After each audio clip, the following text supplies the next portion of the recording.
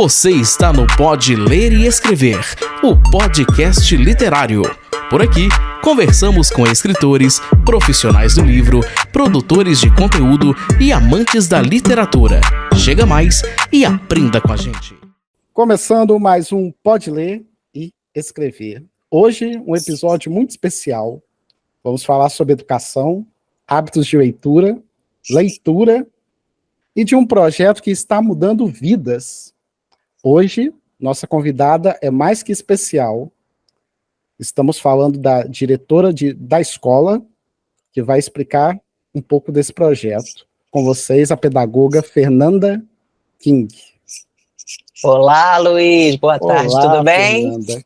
Um prazer participar aqui com vocês. Eu estou, assim, extremamente feliz pelo fato da gente estar falando sobre um tema tão relevante e ainda mais com a sua presença. Muito obrigado mesmo pela sua participação. Fernanda, antes da gente começar o nosso podcast, eu queria que você se apresentasse e queria que você contasse um pouquinho da sua história, da onde que surgiu a pedagogia na sua vida. É uma história muito louca, porque é a minha terceira faculdade, né? Olha só. Eu primeiro abri a escola, me tornei mãe, era publicitária, sou uma carioca que vim morar em São Paulo para trabalhar com publicidade, aquela coisa louca, workaholic, trabalhando 12 horas por dia. Engravidei, tive minha filha e aí a vida vira de cabeça para baixo. Eu senti que eu precisava dar mais atenção para ela, porque primeiro eu coloquei ela numa escolinha, numa creche, ela ficava 12 horas, e eu trabalhando lá na publicidade, viajando muito, vendo pouco a menina, começou a bater aquela culpa materna, né, que nasce uma criança, nasce uma mãe e nasce uma culpa. Nossa. Então, você se torna mãe e veio a culpa junto. A gente sempre acha que não está fazendo o suficiente. E aí comecei a pensar o que eu posso fazer para ficar mais perto dessa criança. Veio uma luz, eu falei, vou abrir a minha própria escola. Não era pedagoga, não sabia nada. Fui na cara e na coragem, obviamente, contratei uma pedagoga para ser coordenadora da escola. E aí ela, minha filha, estudou comigo os 2 primeiros anos que eu abri ali a escola, porque ela já tinha 2 anos e meio. Foi um grande desafio, porque ela chamava mamãe o dia inteiro. Nossa. E as professoras naquela, né, de meu Deus, eu chamo a atenção dessa criança, eu não chamo, é filha da dona. Foi um grande desafio, mas foi ótimo, eu aprendi muito, fiz a pedagogia depois disso tudo, com uma filha pequena para criar, com uma empresa para gerir, você ser mãe empreendedora nesse país não é nada difícil. fácil. E mesmo assim fiz a faculdade de pedagogia, logo depois fiz a pós-graduação em desenvolvimento infantil. Então, assim, se uma pessoa falar para mim que não dá para estudar, dá para estudar. Passei por pandemia estudando, continuei ali no online. Então, assim, mesmo tentando dar conta de tudo isso, deu tudo certo e agora eu vou começar o mestrado. Então, acho fantástico. Que a gente nunca pode na vida, hoje eu estou com 40 anos, começando novamente uma nova etapa do estudo. Acho que a gente nunca pode parar, nem de estudar e nem de ler, né, que são coisas ali interligadas. Exatamente, que fantástica a sua história. Eu fico encantado, porque, assim, Brasil, eu falo que é para poucos. Se a pessoa não tiver uma cabeça muito trabalhada, muito bem desenvolvida para poder manter a coisa, fazendo a coisa acontecer, não sai, fica assim, pausado. E, assim, parabéns mesmo por ter feito isso acontecer. E Fernanda, como que está sendo para você, assim, ser mãe, empresária, pedagoga?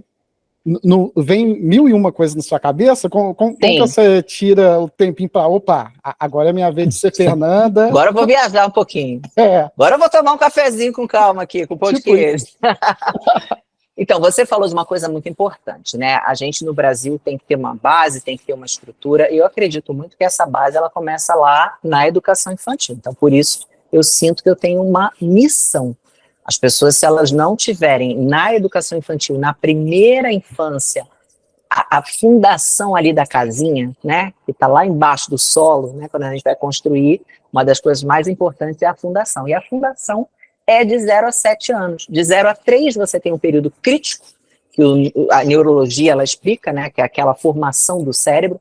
0 a 3 anos é uma explosão ali, os neurônios se conectando, uma coisa de louco. E 0 a 7 termina ali de formar toda a sua personalidade, o seu caráter. Então, eu acho que essa base a gente constrói aí, e nisso o Brasil, infelizmente, ele peca muito. Peca em toda a educação. A gente poderia ser muito melhor.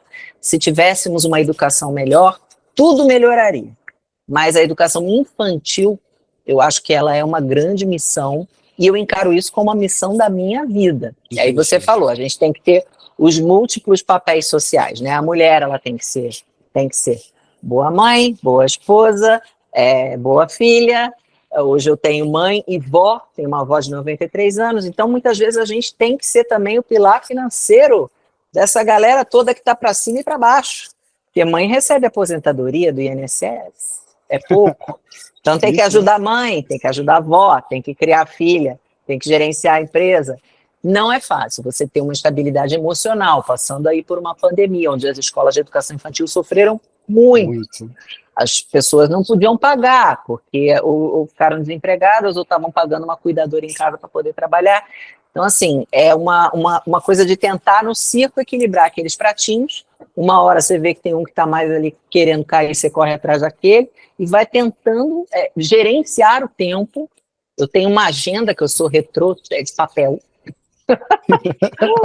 Esse negócio de baixar aplicativo no celular já tem que fazer anotação. Não consigo, eu tenho que ter a danada, é uma coisa que eu não consigo passar para o digital. Vou lá na minha agenda de papel e vou gerenciando esse tempo para tentar lidar da melhor forma possível com todas essas tarefas, com todos esses papéis sociais que a gente tem que desempenhar. Mas consigo, de vez em quando, ter meu lazer ali, marcar uma viagem, ir num restaurante, consigo sim. Não, que coisa boa. Ótimo. Agora que o pessoal já te conhece, eu no início da nossa conversa eu falei sobre um projeto maravilhoso que você organiza, é da escola Petit, né? Petit Kids. Petit Kids, e a Estante Mágica, eu falei correto? Sim, é uma empresa, o pessoal dessa empresa teve uma sacada boa. A ideia isso na escola a gente não teria essa tecnologia, nem o tempo de manejar isso, mandar esse livro para uma gráfica. A ideia a criança faz os desenhos, as ilustrações, ela desenha, e como na minha escola ainda não são plenamente alfabetizados, estão numa pré-alfabetização, eles narram para a professora o que está acontecendo naquela história. Como a gente está trabalhando também um projeto de animais, então as histórias são com os animais, mas o que eu acho muito curioso é que as crianças, normalmente elas narram os dilemas delas do cotidiano. Então, por exemplo, tem um menininho que está com a irmãzinha mais nova, aí ele falou que a leoa era uma família de leões e a leoa estava grávida de uma leoazinha. Quem é? É a mãe dele. E a criança, muitas vezes, no desenho, ela expressa o que ela está sentindo, tanto que os psicólogos usam muito o desenho como recurso para interpretar. Então, as crianças vão desenhar, vão narrar a história, a professora transcreve tudo isso para um programa de computador, e essa empresa transforma num livro digital, que vai ser enviado para todos os pais sem custo algum, ou, se os pais quiserem, eles podem pagar um valor bem simbólico para mandar imprimir. É uma recordação para a vida inteira. Nossa. E aí, nós da escola vamos fazer um evento, um coquetel de lançamento, já estou dando um spoiler aí para os pais. Fica à vontade. Vamos colocar a tacinha de champanhe com suco de uva. Vamos deixar a criançada feliz. Vamos, come de bebes, vamos fazer uma coisa simbólica para os pais que quiserem, né, participar. As crianças vão autografar, vão escrever o nominho delas lá nos livros, que isso elas já conseguem fazer. E tirar foto e mostrar para toda a família, esse é o meu primeiro livro. E o que é a grande sacada disso? Estimular a leitura, estimular o gosto pelos livros, e quem sabe essas crianças no futuro podem se transformar em grandes autores. Nossa, que é o que eu falei anteriormente, a base de tudo está na educação infantil. Então, que a gente está plantando essa sementinha aí na cabeça deles do gosto pela literatura, do gosto por ler e escrever. Isso aí, eu tenho certeza que eles nunca mais vão esquecer o dia desse lançamento. Então, olha isso na cabeça de uma criança e de uma família, como é bacana, né? Sim, faz muita diferença, porque eu fico lembrando de um episódio que a gente gravou, que foi o da Fernanda. A gente Xará? Exatamente. Foi, eu acho que há 6 meses atrás, ela é uma criança de... Se eu não estiver enganado, ela tem uns 14, 15 anos. E ela lançou o seu primeiro livro, e o pai é psicólogo, e ajudou ela a realizar esse sonho. Eu só sei que você via a intensidade da criança em falar do livro, em participar do projeto. Ela sozinha, ela não conseguiria, mas graças ao apoio do pai, da família, que todo mundo se reuniu para ajudar a Fernanda, foi fantástico. Eu lembro desse episódio até hoje, foi lindo. Quando era criança e adolescente, eu escrevia livros também, mas ficaram lá no papel e se perderam. Então, olha a diferença desse realmente estar, pelo menos, ali num arquivo digitalizado, essa família. E essa criança, quando crescer, ela vai ter acesso a isso. Coisa que eu não tive no meu tempo. Fiz, o papel foi para o lixo, e aquilo que eu escrevia, aquilo que eu sentia naquela época, porque esse menino do Leão, quando ele crescer, ele vai falar, nossa, eu estava com ciúme da minha irmã. Olha o que eu senti naquele momento. Ele vai ter uma clareza, ele vai lembrar das coisas com uma clareza muito bacana. E eu também, né, agora aos 40, né, já fiz o filho, já plantei a árvore e resolvi escrever o livro. Que coisa maravilhosa. Então eu também vou lançar, não tem a ver com esse projeto, vou lançar um livro por uma editora em dezembro, de uma história real que eu vivi com a minha filha. Foi no dia foi muito difícil, e eu resolvi transformar talvez um trauma, vamos dizer assim, numa coisa bacana. Transformei num livro e vou lançar agora em dezembro. Nossa, também. Quem sabe junto das crianças. Deu tempo. Vamos aproveitar as oportunidades. Vamos. Exato. Ô, Fernanda, eu queria, antes da gente voltar nesse projeto, eu queria mapear um pouquinho de alguns números que eu identifiquei no material que a gente recebeu, e assim, eu fiquei de cara com alguns números. Um deles foi a questão de impressão, que o Brasil imprime mais de 324 milhões de livros. É muita coisa. Só que só a metade da população lê. Isso aí que me deixou assim de cara. É muito livro, pouca gente lendo. O projeto veio para incentivar, eu achei maravilhoso. E uma coisa que eu achei muito interessante foi a questão de 24% são livros novos, 16% das unidades, deixa eu ver aqui, opa, me perdi um pouquinho, mas sem problemas. Eu só sei que eu fiquei de cara foi a questão do incentivo.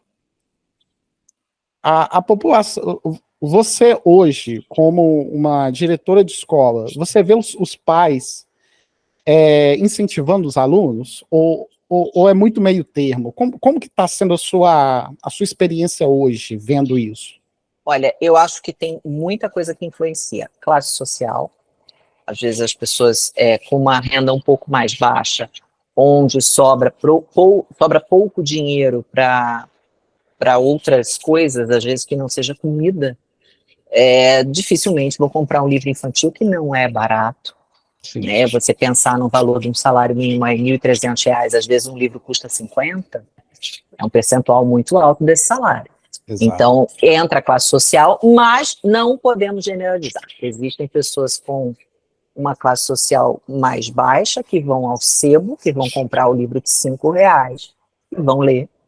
E existem pessoas, hoje eu tenho na escola, eu tenho bolsistas, mas eu tenho o meu público, em geral, um público A, B, que também não leem.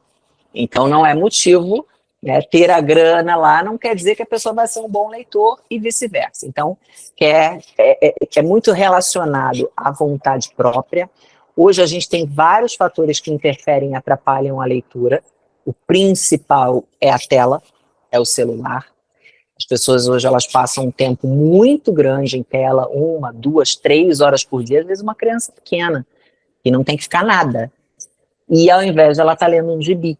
Eu colecionava gibi quando era criança. Tinha toda a coleção, e quando eu estava velho, eu levava para trocar. Pegava lá o cara da banca, às vezes trocava 10 gibis velhos por 2 novos e ia fazendo assim, não parava de ler. Li muitos livros na minha infância e na adolescência, e era onde eu passava a maior parte do meu tempo. E hoje eu vejo que as crianças passam na tela. Então, precisa do incentivo maior à leitura. Fui à Bienal do Rio, agora a Bienal de 40 anos, nasceu no mesmo ano, né, que eu. Bem legal. Fiquei muito feliz com a quantidade de excursão escolar. Muita criançada, muito ônibus, muita criança. Eu acho que esse é o caminho. É levar a criança na livraria para comprar. Programa do sábado.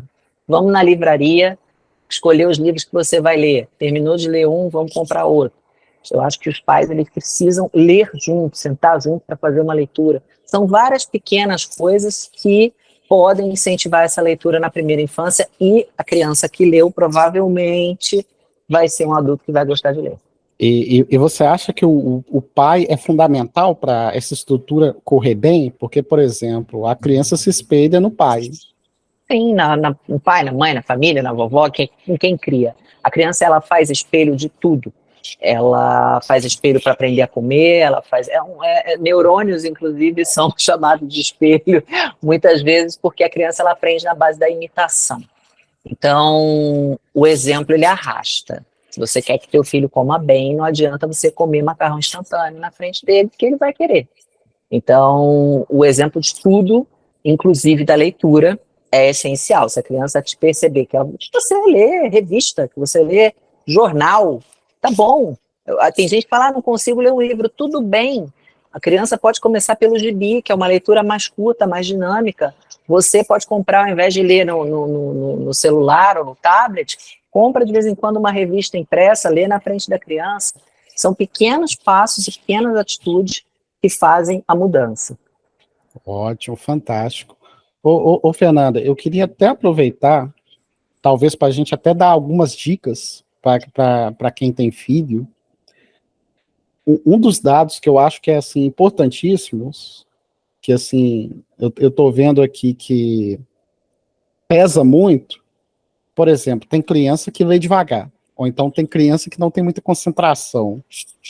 O que a gente pode fazer para ajudar esse pai que está meio, opa, o que eu faço?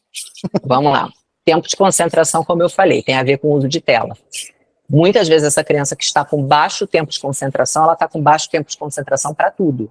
Ela não fica muito tempo com um brinquedo. Então você precisa ver se o tempo de concentração do teu filho está adequado à faixa etária. Hoje é um problema que a gente tem crescente. A gente fala que essa geração é on demand, né? Que é tudo para ontem. Não tem mais comercial, que é pular de um vídeo para o outro se aquele vídeo não agrada. Os vídeos das redes sociais, às vezes, têm 30 segundos. Então, são pessoas, gerações aí que virão sem muita paciência. E paciência é técnica, paciência se ensina. Então, essa família, ela pode brincar de massinha, que é uma coisa que precisa de paciência. Sentar para jogar um jogo de tabuleiro, só terminar quando acabar. Combinados com essa criança, olha, nós vamos pintar esse desenho, um desenho simples, uma flor, com começo, meio e fim. Né? Vamos ficar aqui sentados, eu já quero ir ali para o jogo. Não, vamos terminar esse aqui primeiro, vamos guardar esse jogo para depois ir para o outro. Então, ensinar que tem tempos que a gente não tem nada para fazer mesmo, e a gente vai ali meditar, vai olhar para o vento, vai olhar para o nada, porque eu vejo que os familiares hoje, eles estão muito preocupados em encher o dia dessa criança com muita coisa. É legal, por um lado, que essa criança tenha atividade, que ela faça esporte, mas a gente não precisa se preocupar em dar coisas para essa criança fazer o tempo inteiro. Ela também tem que criar. Dê uma caixa de papelão, deixa ela criar o brinquedo ali com aquela caixa. O que a gente vai inventar com essa caixa hoje? O que ela vai se transformar? Vamos fazer uma casa, vamos fazer um avião, vamos fazer um carro. E usar essa criatividade. Hoje os pais eles já querem dar o carro pronto, o brinquedo eletrônico que faz barulho. Pelo amor de Deus, não precisa, a criança não precisa disso, a criança precisa de atenção e de presença. Também não adianta querer que teu filho não use o celular se você passa o dia inteiro no celular. Isso não ajuda. É o exemplo que a gente falou. Então você vai criar um bom leitor com vários pilares, com aumento desse tempo de concentração para tudo, para todas as outras atividades, sendo exemplo. E como eu disse, vai numa livraria junto, escolhe o livro junto, e esteja junto, esteja presente, porque isso muda tudo. Ótimo. Ô, Fernanda, e tem alguma, a gente pode falar de recomendação, por exemplo, opa, 1 horinha de celular tá bom, 1 horinha de TV tá bacana. O tempo de tela ele varia de acordo com a faixa etária. De 0 a 2 anos é 0. 0 a 2 anos não pode usar tela, porque isso atrapalha o desenvolvimento neurológico dessa criança. Ela não está preparada ainda cognitivamente, atrapalha o desenvolvimento da fala. A criança precisa de olhar no olho de gente e você falar olhando no olho dela, falar com ela. Essa interação que vai fazer a criança falar. Então a tela, ela atrapalha a fala, ela atrapalha o sono, ela gera ansiedade. Ansiedade de uma criança, sim, é disso que o meu livro ele vai falar. Aí. É um problema da humanidade hoje e que já está começando muito cedo. Né? A ansiedade, adulto ter é uma coisa, uma criança, um jovem, o cérebro ainda está ali novinho, não precisava, né? Mas são dilemas modernos. Então a tela ela atrapalha muita coisa no cérebro pequeno, então 0 a 2 é 0 tela, de 2 a 5 anos, ali 1 hora de tela, de 5 a 11 anos, 2 horas de tela, e de 11 anos aí até um jovem adulto, 3 horas de tela. Isso é o limite do dia. E tela soma tudo, tá? TV, celular, não é 1 hora de tablet, 1 hora de televisão, não. É total. Então, 0 a 2, 0, 2 a 5, 1 hora, 5 a 11, 2 horas, e acima de 11, 3 horas, total. Nó, que fantástico, Fernanda. Adorei. Gente, anota essa dica, porque ela é fundamental para quem quer qualidade de vida e cabeça boa. E aí tem gente que me pergunta, como é que eu tiro? Meu filho já usa o dia inteiro. Já está viciado. Porque fica viciado mesmo, é uma substância, quase que uma substância. Fácil, açúcar vicia, tela vicia, então são coisas que a gente não deve dar para a criança mesmo. E eu acho que aí a criança já usa muito, você também retirar da noite para o dia, você tem que ir diminuindo e principalmente oferecendo coisa melhor. Ótimo. Se uma criança tem um parque, tem uma piscina, tem qualquer coisa mais legal, ela normalmente, por mais que ela já use muito a tela, ela vai preferir o mais legal. Agora, se o teu filho recusa uma piscina, recusa uma ida contigo ao parque, prefere ficar na tela, já é um caso mais preocupante, você tem que procurar uma ajuda de um especialista. Ótimo. Mas se você conseguir ir tirando, tablet agora não, vamos brincar de massinha, e ele aceitar, tudo bem, vai tirando até que você chegue nesse limite de horas diário que eu citei. Perfeito, Fernanda, fantástico, fantástico. E Fernanda, uma coisa que eu percebo e que eu vejo que é muito recorrente é a criança está muito agitada e às vezes o pai vai lá, dá um celular, aí a criança ficou quieta. Sim. Tem uma forma da gente identificar se a pessoa já está, entre aspas, viciada? Sim, esse é um sinal. Mas assim, eu também não julgo que eu sou mãe. Às vezes você está num avião, olha a situação. Vai deixar a criança ali gritando, incomodando. Agora teve até uma companhia recentemente que fez uma área do avião que não pode criança, polêmico. Nossa. É um caso aí que tá em alta nesse momento, porque proibiu.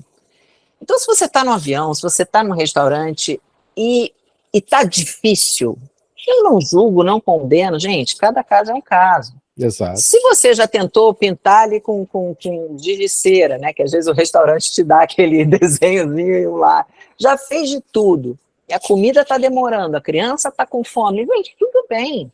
Não é uma coisa ali, né, que precisa, hoje ele já ficou 1 hora, não pode ficar 1 hora e 10. Não, é um caso assim, vamos chamar de emergencial, você está numa situação ali social que você precisa conter, não vamos julgar, porque só quem está passando pela situação que sabe.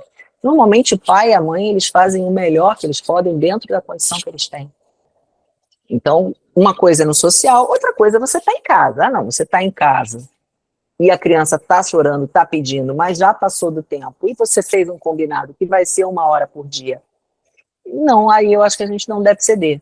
Ela está dentro de casa, eu vou conversar, eu vou argumentar e eu vou educar, porque essa é a hora de educar.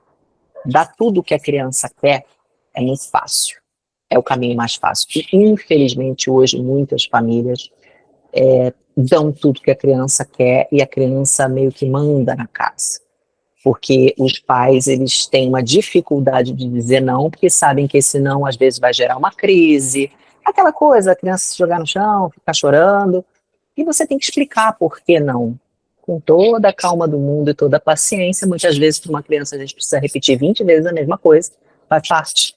É uma criança. Até que ela entenda, independente da faixa etária. Tem gente que acha que é muito pequeno, não tem que conversar.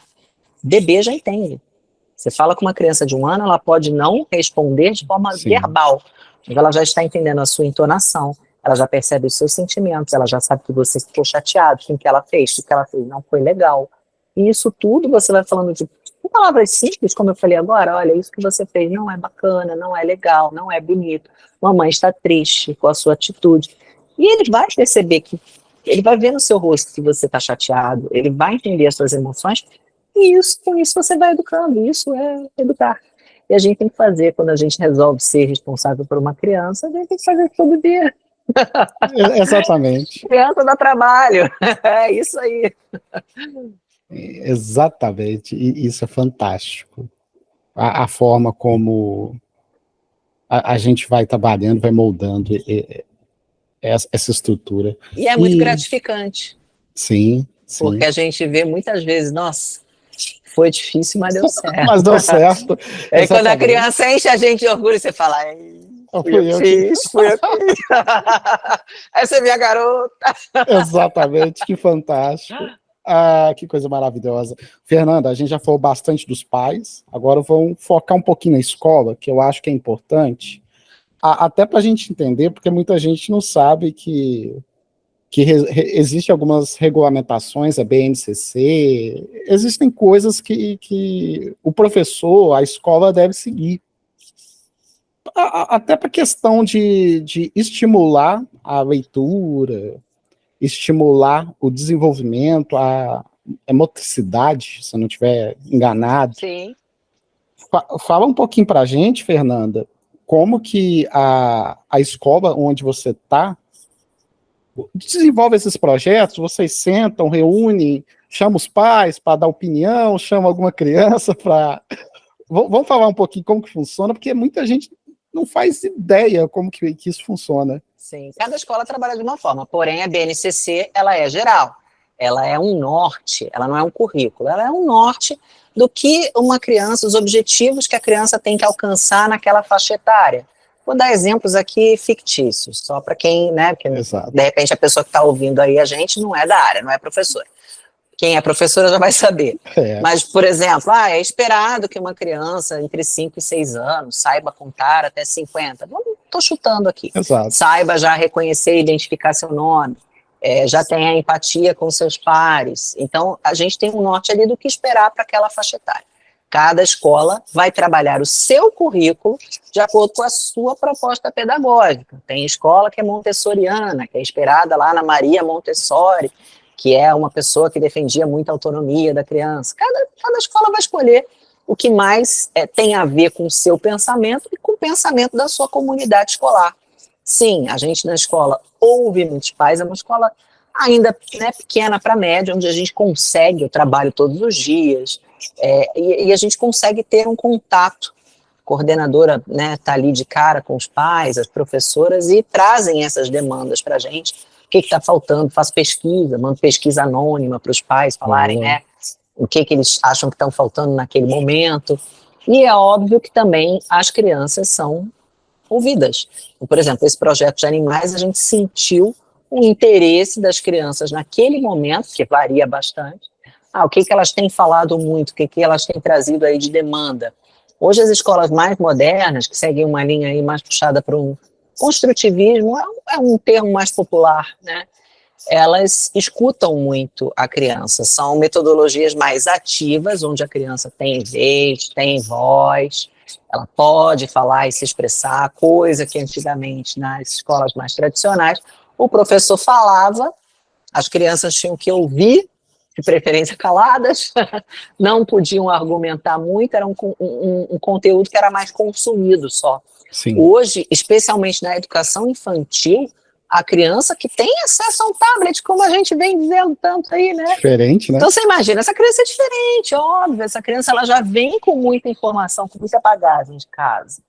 Não que antigamente não viesse com bagagem, mas hoje vem muito mais, porque ela não tem acesso só ao que os responsáveis, o que a família fala, ela tem acesso ao mundo através dessa internet. Então eu preciso deixar que essa criança fale, se expresse, porque muitas vezes a escola é o lugar dela desabafar, como a gente falou aí dos livrinhos, né? Elas contam as próprias histórias, às vezes até alguma coisa que está incomodando. O menino que está com ciúme da irmã, é normal ter ciúme. E ele está precisando expressar isso, ele vai expressar no desenho, ele vai expressar contando para a professora. Quando é uma coisa que preocupa, óbvio que a gente vai chamar a família para ter uma conversa, para ver o que pode alinhar, o que pode melhorar. Então, sim, as famílias são muito participativas, as crianças também têm opinião própria, formada, muito firme, podem e devem expressar. E a gente, óbvio, segue a BNCC como um norte para conseguir cumprir, vamos dizer, as metas de aprendizagem daquela faixa etária, de cada faixa etária que a gente trabalha, né, de cada turma. Não, que fantástico, fantástico. É porque uma coisa que eu percebo é que a escola hoje, o objetivo dela é criar autonomia, né? Deixar a criança voar. Exato, fazer ela voar, que é o mais maravilhoso de tudo. E Fernanda, hoje em dia tem muita modinha. Com a internet, a criança vai lá, tem acesso a um tanto de modinha. Às vezes ela tem acesso a livros que não fazem parte da idade dela. O que você acha disso? Porque eu vou te dar um exemplo que aconteceu, eu acho que há 10 anos, que foi Harry Potter. Foi uma coisa que, assim, eu só sei que eu nunca vi nada parecido com isso. Porque, assim, na época do Harry Potter, os livros acabavam rápido, todo mundo só falava de Harry Potter. Eu via criança pequena, média e grande falando com roupa, né? Com roupa, todo mundo fala disso, e eu ficava, gente do céu, o que tem nesse material? Aí eu queria saber se você pegou alguma fase dessa recente, ou se isso está atrapalhando, ou se não, ou se está incentivando, porque assim, tem modinha que tem um lado positivo, tem modinha que é o lado negativo. Sim, ainda existe, tá, essa influência. Hoje no TikTok, por exemplo, uma rede social que é muito usada pelos jovens e pelas crianças também, não tem só dancinha. Tem livro, e eu sei porque a minha filha hoje ela não consome essa rede, mas as amigas sim. E ela, por conversa que eu tive com ela mesmo, decidiu ela não gosta. Então, ela conversa com as amigas e as amigas começaram a ler um determinado livro que estavam falando nessa rede social. Um livro de romance, mas um romance bem água com açúcar, porque a gente tem que saber antes o que vai dar para a criança ler, né? Sim. Mas uma história de uma viagem. Então, foi uma moda de rede social que influenciou as crianças a lerem. Não chega aos pés do que foi Harry Potter. Harry Potter foi um fenômeno mundial. Essa escritora ficou milionária. Exato. Olha, tomara que o meu livro dê certo assim também. Coisa boa. Então, é um caso à parte, que até hoje tem festas de aniversário com esse tema. Criança que ainda se veste, óbvio que na época do lançamento foi muito mais, mas até hoje é um livro de muitas vendas, de muito sucesso, é uma história que muitas crianças curtem muito, e adultos também, né? Eu vejo adultos que são apaixonados ou até viciados. Nossa. Tem boneco, tem varinha, então é uma história que foi assim muito marcante. Mas até hoje existe sim essa influência boa, né? Que a gente não pode dizer que rede social ela é 100% má, não, tem muito conteúdo bacana. O que é o problema? Filtrar. A criança, ela às vezes não tem o discernimento de fazer o filtro, de consumir só aquilo que é bacana. Porque tem dica de receita, vai ser maravilhoso. A gente quer ver uma receita bacana, quer fazer uma comida diferente, vai lá na rede social, às vezes, ou passa, você vê e fala, vou fazer isso hoje. Então tem dica de filme, tem dica de livro, gente que faz resenha de bons livros, tem de tudo. O que você precisa é você ter o filtro para saber o que você vai consumir e o que vai ser bom para a tua mente, porque se você costuma consumir muita besteira, você vai ficando atrapalhado, você vai ficando deprimido, porque muitas vezes você nem associa que isso está vindo de um consumo de coisas que não estão te agregando valor algum, só está fazendo você perder teu tempo ali. E o próprio algoritmo, ele te direciona mais do que você consome mais. Então, se você começa a passar aqueles vídeos que não são bacanas, vai parar de vir para você. É uma questão de você realmente tentar se policiar em tempo de uso, reduzir, né, para ser um tempo aceitável, inclusive para os adultos, e consumir coisa que vai trazer coisas boas para a tua vida. Não, fantástico, Fernanda. Ô, Fernanda, eu queria voltar num assunto que a gente passou rapidinho, que foi a questão da pandemia. Que, assim, eu vi tantas histórias na pandemia, assim, que você fica, assim, bobo. Uma delas foi, assim, foi até numa região próxima aqui minha, que a criança tinha que esperar o pai chegar do serviço para poder emprestar o celular para poder ver aula. Eu assim, na hora que eu fiquei sabendo dessa história, eu falei, gente do céu, sério, será que isso está acontecendo com uma, duas? E quando eu descobri, eu fiquei de cara com a questão do acesso. Você teve alguma coisa assim desse tipo? Acho que foi uma fase que a gente, se parar hoje para pensar, que maluquice que a gente viveu, né? Pegou todo mundo de surpresa, fizemos coisas que hoje a gente fala, meu Deus, como é que eu fiz isso na minha vida, né? Por que a gente passou por isso?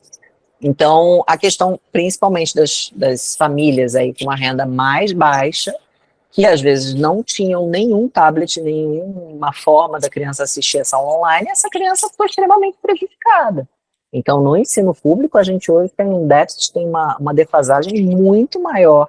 Já existia uma discrepância ali, um abismo entre o particular e o público, que só piorou com a pandemia. Fato. Não dá, como eu falei, para generalizar, mas em muitos casos, hoje a gente tem um índice de crianças analfabetas maior do que a gente tinha antes da pandemia, já não era bom, tá pior.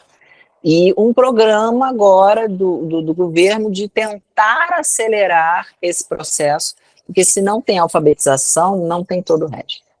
Essa criança ela vai ficando atrasada, muitas vezes vai passando ali de ano por uma forma, né, vai passando que vão empurrando para frente o problema, mas esse problema não vai cessar, e aí no final das contas gera uma evasão escolar gigante. Hoje a evasão no ensino médio está assustadora. O percentual de crianças que têm concluído o ensino médio está baixíssimo.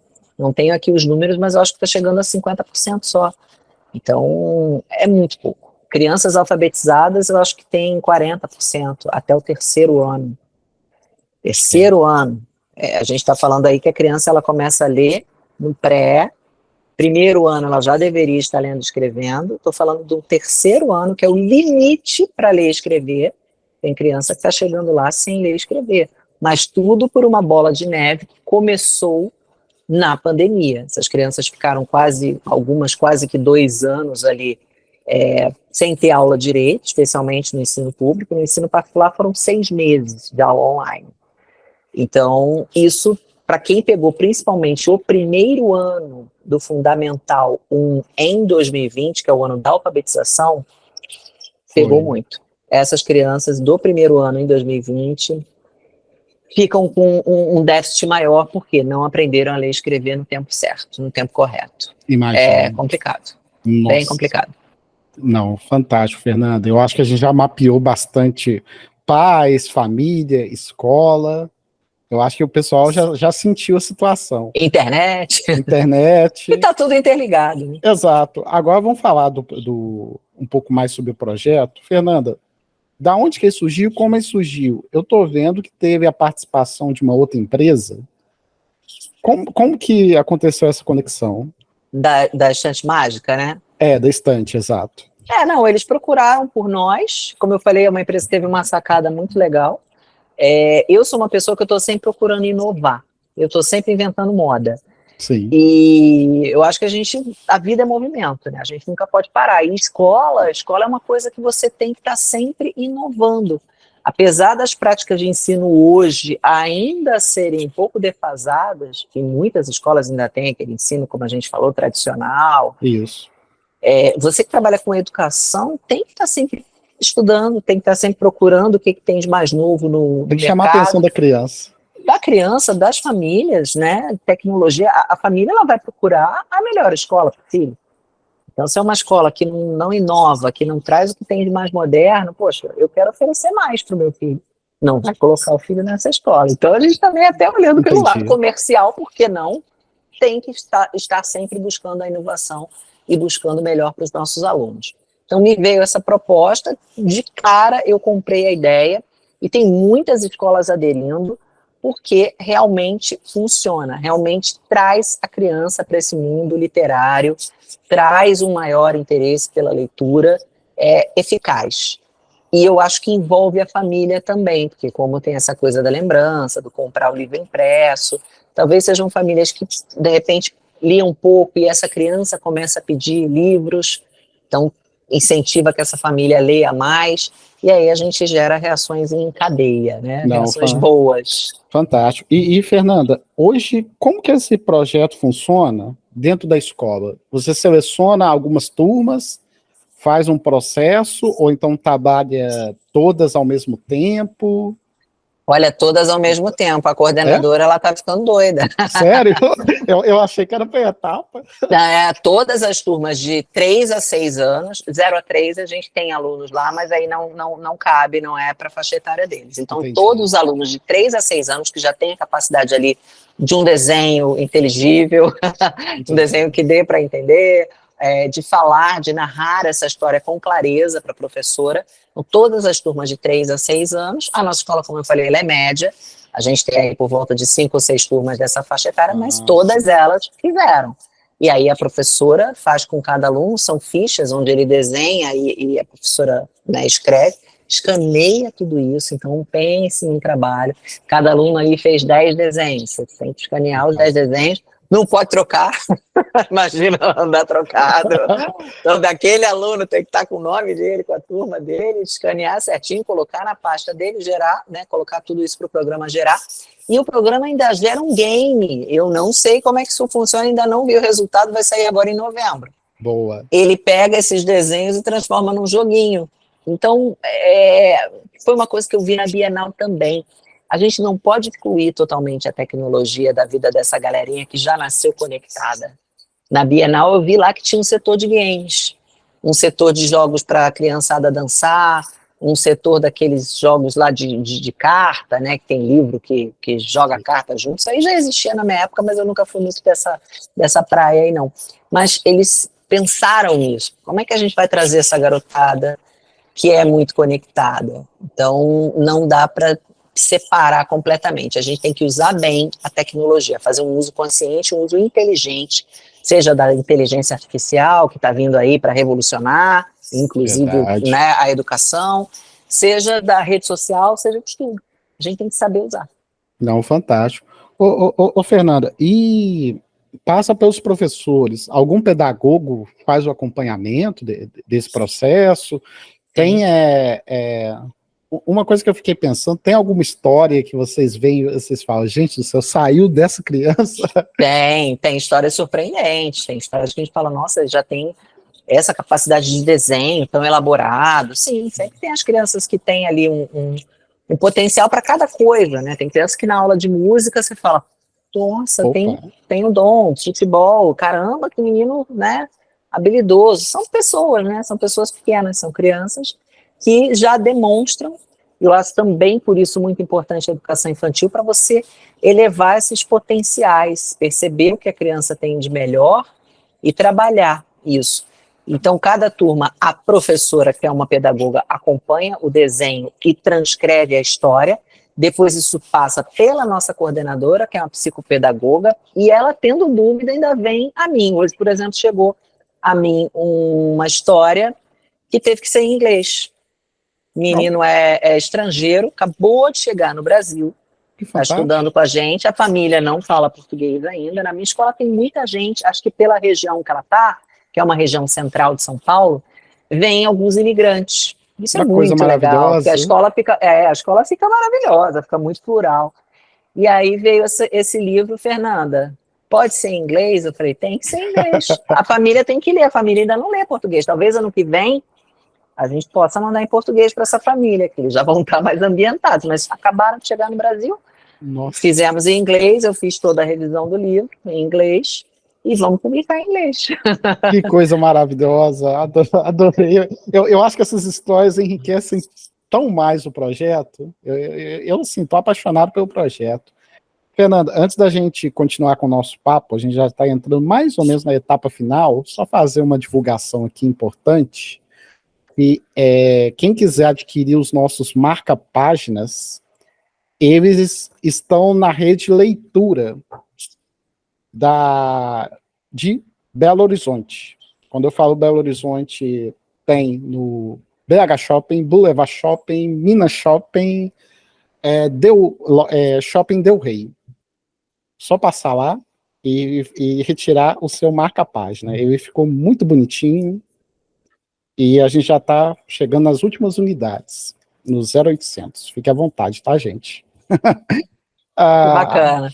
E, gente, quem segue a gente nas redes sociais, pode comentar, pode perguntar para a Fernanda, quem sabe a Fernanda participa de um outro episódio aqui, respondendo essas perguntas, já que ela vai lançar livro. A gente Eu volto. A gente chama ela para poder falar do outro livro dela, porque vai ser muito enriquecedor para a gente, e eu acho que é muito importante a gente incentivar.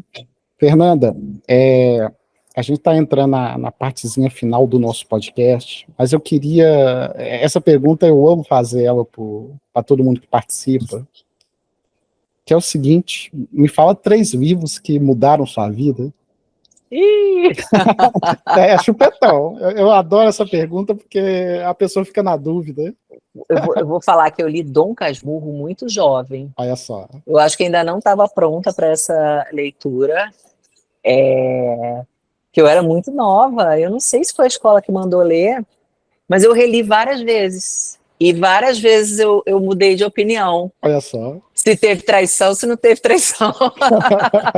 Então, eu acho que esse pela idade que eu li, que eu ainda estava... clássico, né? Eu acho que todo mundo tem que ler. Mas eu li muito novinha, então tive que reler depois.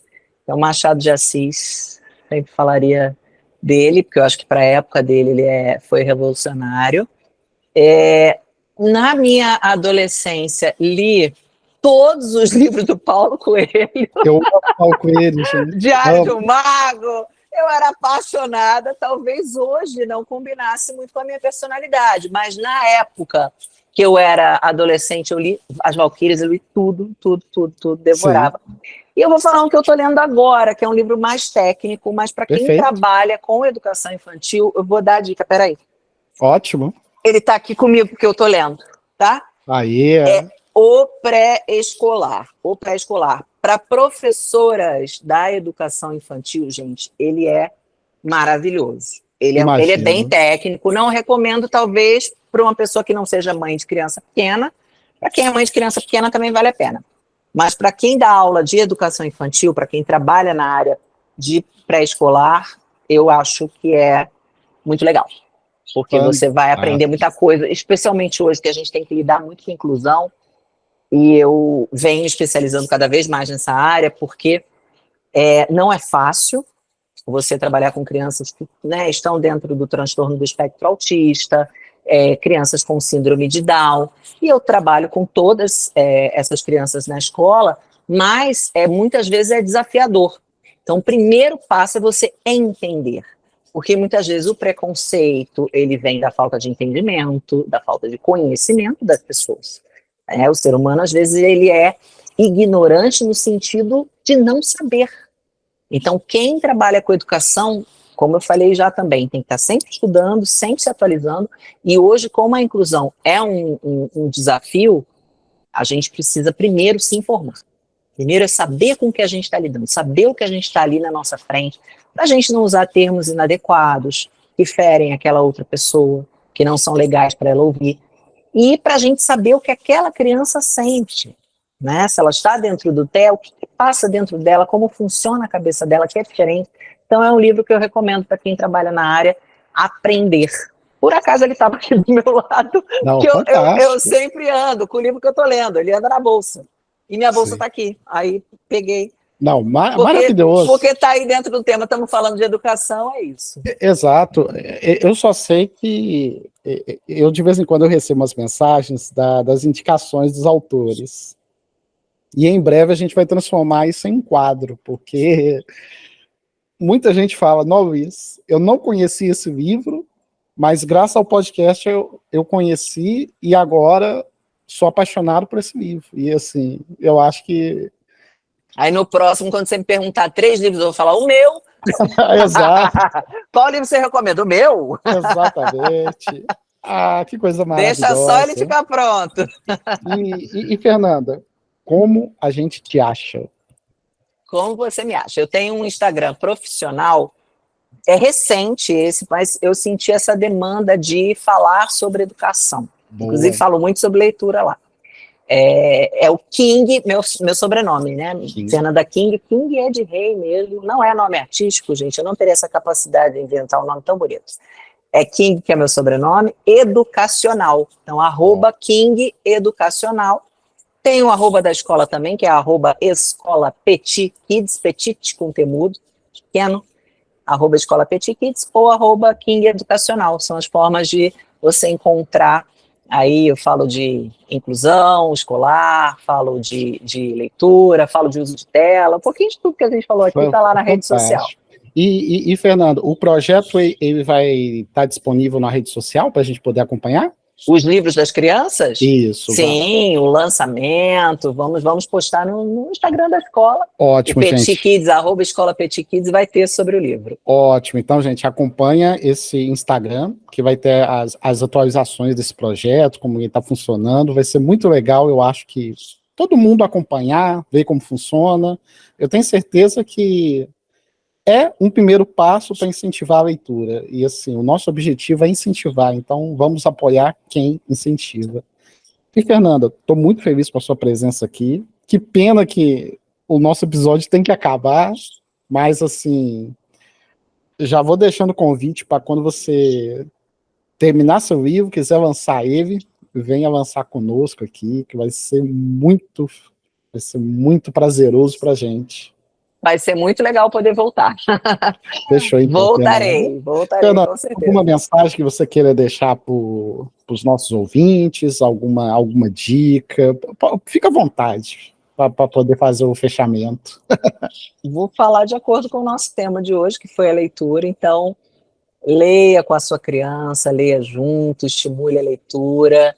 Isso só vai trazer coisas boas para a família toda, vai unir mais a família, vai fazer vocês viajarem aí no mundo da leitura juntos e vai fazer com que a sua criança, com que ela amplie a mente, amplie os conhecimentos, escreva melhor, se dê melhor na vida. Ela vai ser um melhor estudante com esse incentivo à leitura que vocês podem fazer juntos em casa. Fechado. Fernanda, muito obrigado pela sua presença e, gente, até a próxima!